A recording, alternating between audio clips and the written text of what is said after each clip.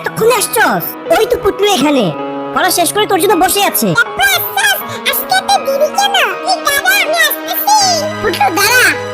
High high, আম্মু ডাক দিয়ে দিল। খেলতে যাবি যা, হাতে চকলেট নিয়ে যাস কেন? আম্মুর কাছে ধরা পড়ে গেল। কি আজব, বাচ্চারা খেলার সময় কিছু না কিছু খাওয়ার জিনিস সঙ্গে নিয়ে যায়, ওরা যেতে দাও। এই স্ন্যাক্স গুলোর দাম কত জানো? তাও নিজে খেলে হয়তো, কিন্তু তোমার ছেলে ওই গাব্বুরে খাওয়াইবো। আন্টি আমাকে একটু পছন্দ করে না। এই সরো, বাচ্চাদের এইসব কি শিখাইতেছো? একদিন দেখবা এর ফল তোমাকেই ভোগ করতে হবে। ও যদি এই শিক্ষা পায়, বড় হলে তোমার দিকে ফিরেও তাকাবে না। সামনে থেকে সরো। দাঁড়া, পুটলু তো একটা নিছিল, আমি ওরে 4টা স্ন্যাক্স দিমু। এই পুটলু ধর, তুই গাব্বু আর তোর অন্যান্য বন্ধুদেরকে দিস, খেলতে যা। শুধু 4টা স্ন্যাক্স কেন দিলা? পুরো দোকানটাই পেয়ে দিতা। দরকার হলে সেটাই করবো, তারপরে বাচ্চাকে অমানবিক কিছু শিখাবো না।